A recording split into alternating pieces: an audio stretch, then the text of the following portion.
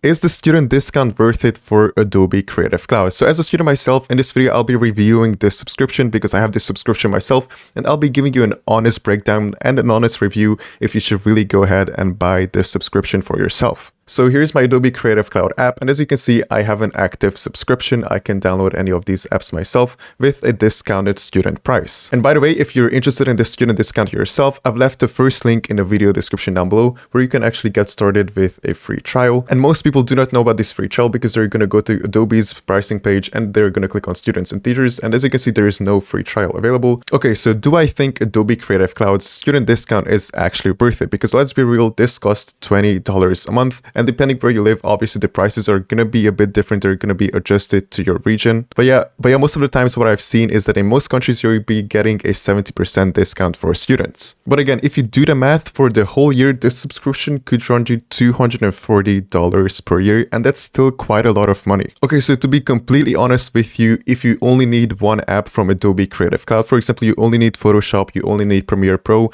this subscription isn't the most worthwhile thing you can get because there are honestly cheaper alternatives out there, or maybe there are even free alternatives out there like DaVinci Resolve. But if you need more than one Adobe app, for example, as you can see, I have a lot of Adobe apps installed. I use Premiere Pro and Photoshop and also other Adobe apps. But for me, myself, I use Premiere Pro and Photoshop the most since, you know, they're the industry standard apps for creatives and for media purposes.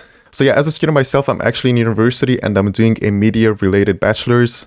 So for me, this really comes in handy. And honestly, if you're studying something film related as well, this could probably be the biggest saving of your life because you can get started, you know, learning how these Adobe apps work firsthand. That's going to be useful for you later on in your career. But there is one limitation that comes with Adobe Student Discount, and that is that you cannot use it for your commercial business purposes. So for example, if you're a freelancer, you're doing freelance things outside of your student life, and you actually want to make money using Adobe Creative Cloud, for example, you have clients and you want to do the client work with these Adobe software, you actually shouldn't be using the student discount for those business purposes. But honestly, I don't think it's a massive issue if you use it from time to time from client work. Maybe you do something on the side, something very little. But if you're serious about your freelance or entrepreneurial journey with Adobe Creative Cloud, this student deal probably isn't the ideal thing for you because it's against Adobe's terms and conditions. Also, another limitation with the student discount is that it's only available for 1 year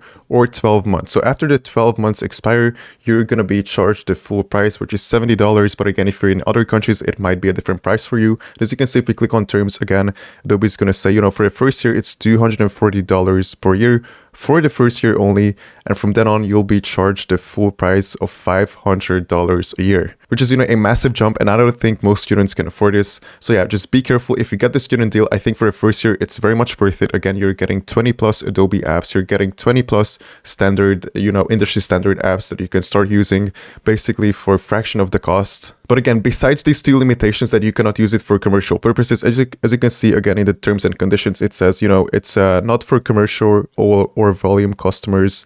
Yeah, it's really meant for students who want to use it for their education or who want to educate themselves on how these apps actually work. And by the way, I haven't noticed any other limitations with the student discount. You're basically getting the whole of the Adobe Creative Cloud suite without any limitations. The only thing is that it's a lot cheaper. And you know, DaVinci Resolve is a great alternative for After Effects and Premiere Pro.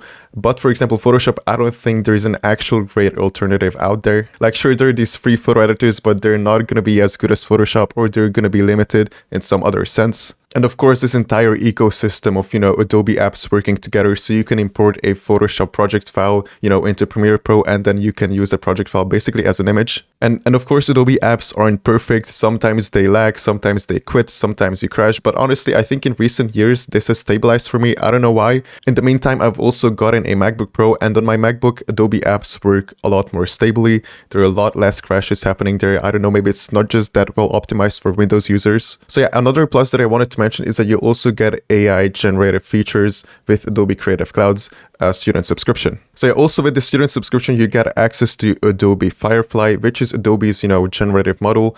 And with Firefly, you can basically generate all kind of images.